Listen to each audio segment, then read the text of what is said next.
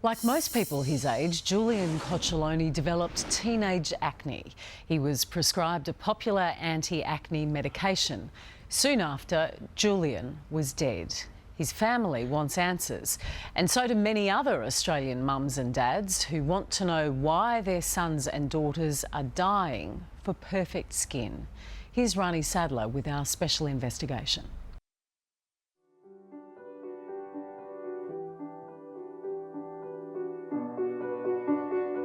All I can do is put forward our story. We were a happy family. We loved each other a lot. We were very close. And we did everything that we could to support each other.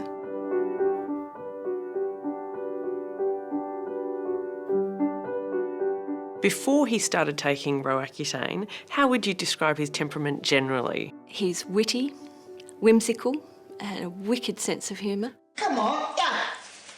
Okay. Oh my God. Oh.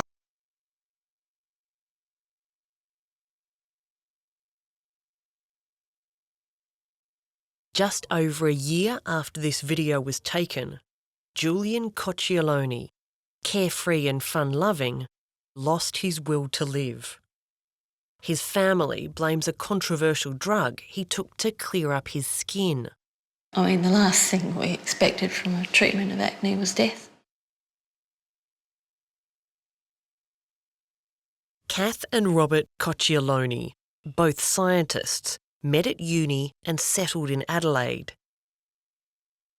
Their first child, Philippa, grew up to be best mates with her little brother Julian. We played together, we played dress-ups, we sort of paint and draw and go rollerblading around the block with all the cool kids. I was looking through all of the photos and they're all photos of Julian with a great big smile on his face. That's the way he was. He was never depressed, quite the opposite. In high school, Julian joined the orchestra. That's him on the violin. In Year 12, they took a trip to the United States. I think he lived solely on fizzy drinks and carbohydrate when he was in America. And then shortly after that, he developed a rash of pussy pimples on his face. He decided to go to the GP and see if he could get some treatment for his acne. Initially, Julian went on antibiotics, which helped. But after a year, his mum feared he'd been on them too long. So Julian went with his dad to a dermatologist who recommended a drug called Roaccutane. During that consultation, Julian and Robert did ask specific questions about depression. The dermatologist dismissed that and said it wasn't a concern. But Julian and his father were right to have concerns. This is some of Roaccutane's lengthy health warning. And it's not even a complete list of the dangers. Among the side effects warned about in the pamphlet that comes with the pills are depression and suicidal thoughts. Julian was fine for the first 6 months of taking Roaccutane. Then his mum noticed a sudden change. He was tearful. He had suddenly become negative. He just wasn't himself anymore. This bubbly, beautiful boy was suddenly different. His family had no idea how different Julian had become, but his GP did. Julian confided to him that he was suicidal. Because of patient confidentiality, Julian's parents were never told of the danger their son was in, nor did his dermatologist take him off Roaccutane. He did not give me any warnings that depression could lead to suicide. Nonetheless, his mother was worried. She told Julian to stop taking the Roaccutane and encouraged him to continue his sessions with a psychologist.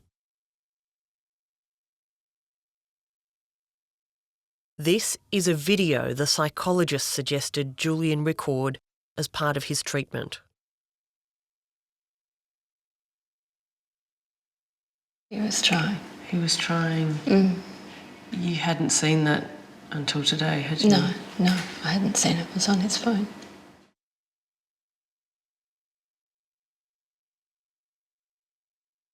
It's heartbreaking. Let's stop. Take a break. Let's stop. Yeah. You all right? Yeah. Yeah. A few days later, Julian sent a text message to cancel his next session with his psychologist. Simon, it's Julian. We had an appointment at 9 a.m. tomorrow as well.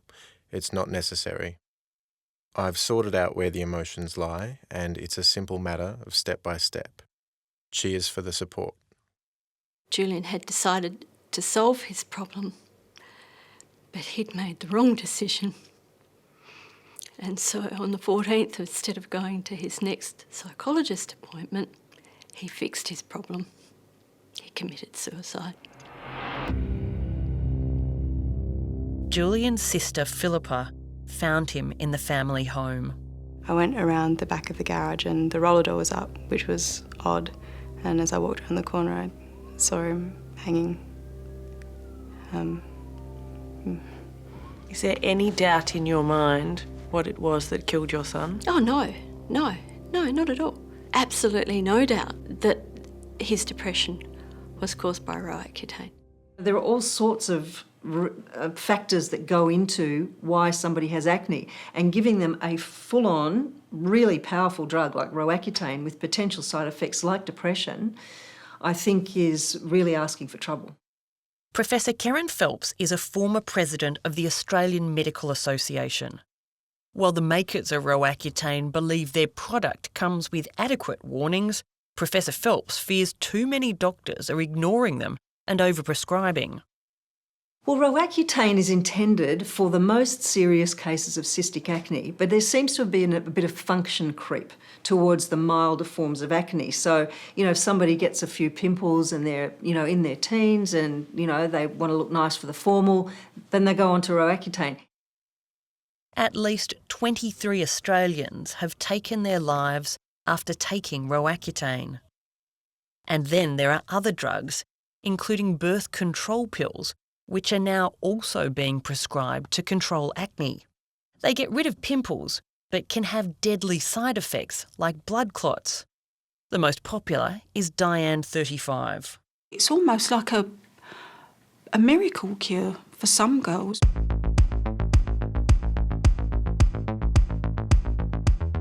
Beverly and Trevor Porter had 3 girls.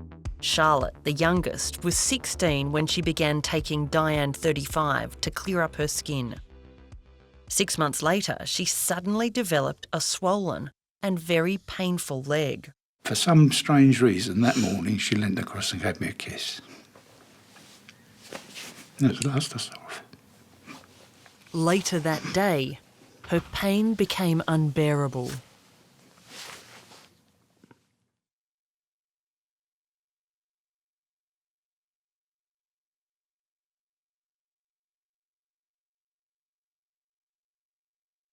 Charlotte went to hospital and, while waiting for treatment, collapsed in a corridor.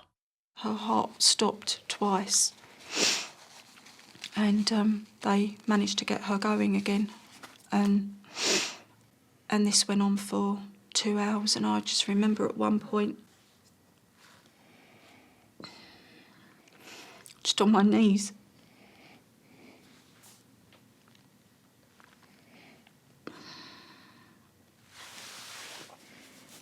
just telling her to wake up.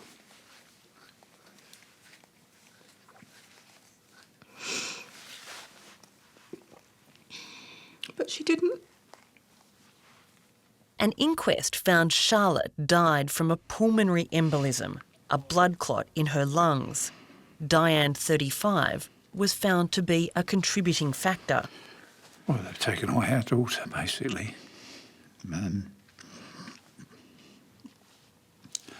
All the dreams she had, all her ambitions, they've all gone.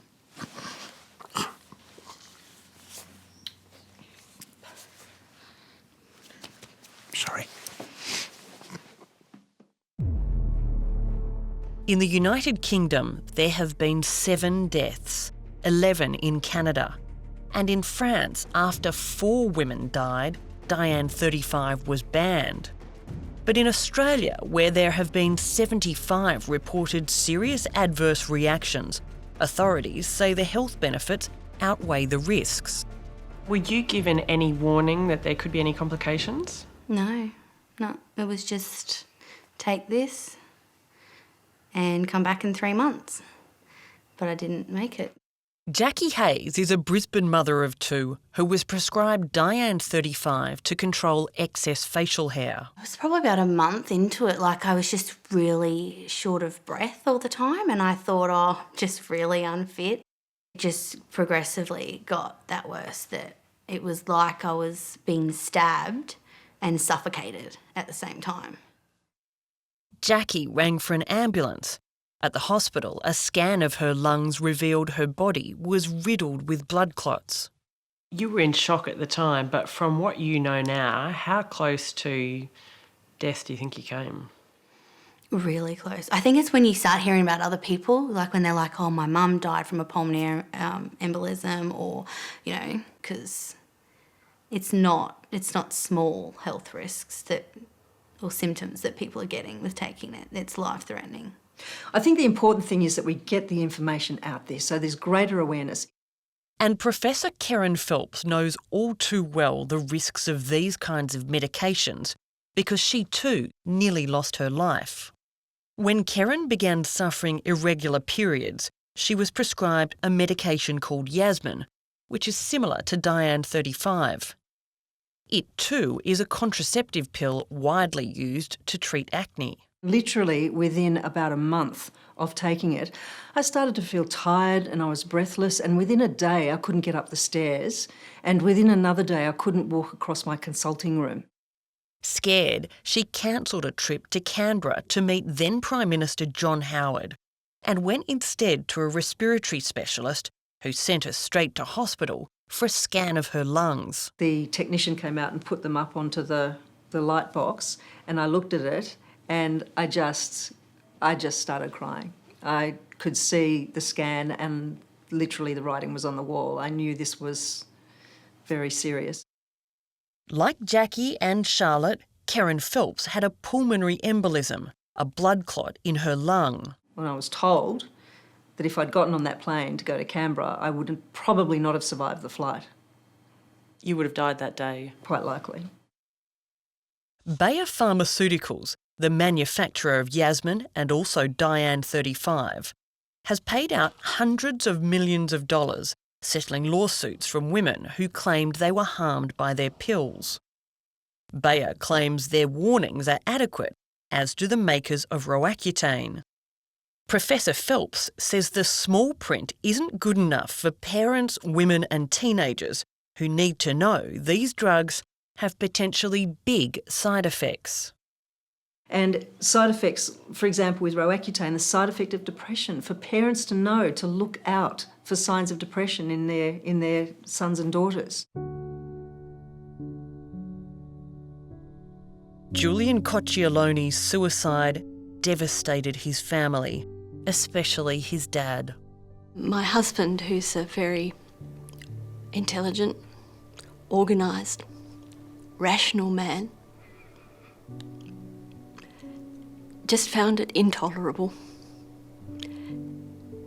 He'd lost his son, but also lost his best friend. And he committed suicide. I've lost my son, who was my future, and my husband, who was the keeper of my past. Would you explain what Roaccutane has taken from you? It's taken my entire life. You know, things are very different now. It will never be the same.